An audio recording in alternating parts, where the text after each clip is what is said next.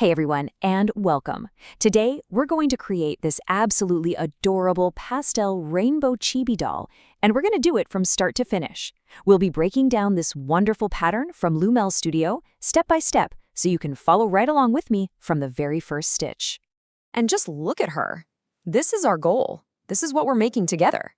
By the end of this, you will have created this exact same character, complete with those amazing pastel curls and that sweet little pinafore dress.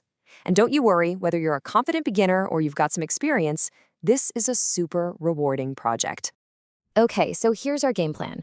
We'll start off by gathering our supplies, then we'll get a handle on the pattern's language. After that, it's the fun part, crocheting all the pieces, adding our signature hair, and finally, bringing our doll to life. It's a nice, clear path from beginning to end. All right, let's kick things off. Just like any great recipe, success really starts with having all your ingredients ready. So let's go over everything you'll need before you even think about picking up that hook. So here's everything you're gonna need to grab. You'll want some DK or fingering weight yarn in 7 different colors for her skin, clothes, and of course, that beautiful rainbow hair.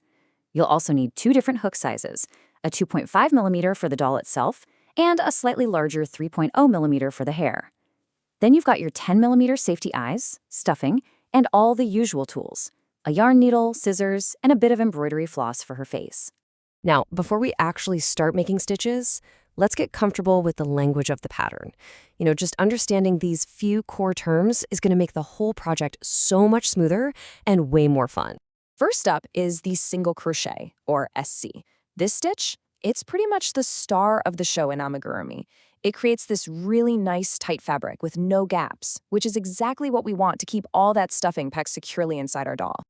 Next, if we want to make our pieces wider, we use an increase, or INC. It's super simple. You just put 2 single crochet stitches into the exact same stitch from the round below.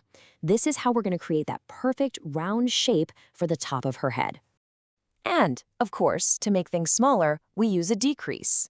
But this pattern uses something special, the invisible decrease, or DEC. Now, what's really cool about this is that you work only in the front loops of the stitches. It pulls them together so cleanly that the decrease practically disappears, giving your doll a flawless, professional-looking finish. Okay, and now for the real magic trick behind that amazing hair, the curly strand. You won't believe how easy this is. You just make a chain as long as you want, and then you pack 3 double crochet stitches into every single one of those chains. The yarn literally has no choice but to twist up into these perfect, bouncy spirals. It's awesome. All right, with the basics down, it is time for the main event. Let's roll up our sleeves and start crocheting the individual pieces that will become our little chibi doll. We're going to start with the head using our skin tone yarn. And the logic here is super straightforward. We'll increase for 9 rounds to make that round top, then we'll work straight for a bit to get the height, and finally, we'll start decreasing to shape the bottom. Okay, listen up, because this is super important. After you finish round 21, you have to stop. Before that opening gets too small, now is the time to add the face. Pop in those safety eyes, embroider the cheeks and mouth. Trust me on this one, trying to do this later is a nightmare. Next up, let's work on her little body. We'll start with cream yarn for the blouse, then do a clean color change to the blue-gray for her dress. We'll do a few decreases to create that tiny waist, then increase a bit to shape the hips of her pinafore, and to finish it off, we'll add that adorable ruffle right onto the bottom edge. Now for the legs, we're going to make 2 of these, of course, working our way up from the little shoes. So we'll start with brown, change to cream for the socks, and finish with a skin tone. Now pay close attention to the stuffing here. You want the shoe part to be nice and firm, but the very top of the leg should only be lightly stuffed. That lets it flatten a bit, which makes it way easier to sew onto the body. And on to the arms. We'll make 2 of these too, starting with the hands and working up. And here's another key tip from the pattern. Only put a tiny bit of stuffing right in the hand itself.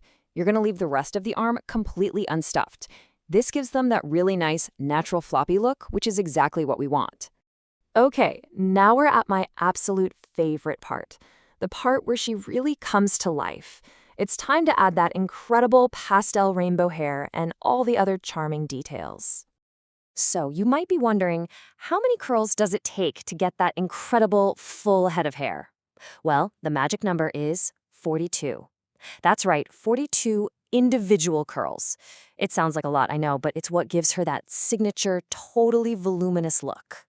Now to get that really nice textured look, we're not just making one length of curl. As you can see, for each of our 3 pastel colors, you're gonna make 8 shorter strands and 6 longer strands. It's this mix that makes the hair look so good. So attaching all this hair might sound intimidating, but the process itself is actually really straightforward. First, you'll sew the flat hair cap right onto her head. Then, one by one, you'll thread each curl, lube it through the cap, and tie a good, secure knot. The real key here is to start at the outer edge of the cap and work your way in toward the center. That's how you get that beautiful layered look. Okay, this is where it all comes together. We have all these separate little pieces, and now we're gonna see them transform into our doll. It's time for the grand finale, assembly. All right, here's our final assembly checklist. And I'll tell you a secret, pins are gonna be your best friend here. Use them to get everything positioned perfectly. You'll attach the legs, then the arms, then securely sew the head right on top. And for the final touches, add the little buttons and bow to her dress, and carefully stitch that tiny heart between her hands. We are so close. These are just the last few little things that'll give our doll that really polished professional look. Weave in and trim all those yarn tails. The pattern also suggests you can gently steam her dress to make the stitches look super even, but be very careful to keep the steam away from the hair. And finally, take a minute to fluff and arrange her curls just how you like them. And there she is, from a bunch of yarn to a fully formed doll packed with personality. Take a second to admire your work from every angle. You did it! You followed all the steps, and the result is this fantastic handmade creation. So, congratulations. So, this is where our little guide ends. But her story? Well, it's just getting started. Every single stitch you made has brought her to life. So the only question left to ask is, what adventure will your new friend go on?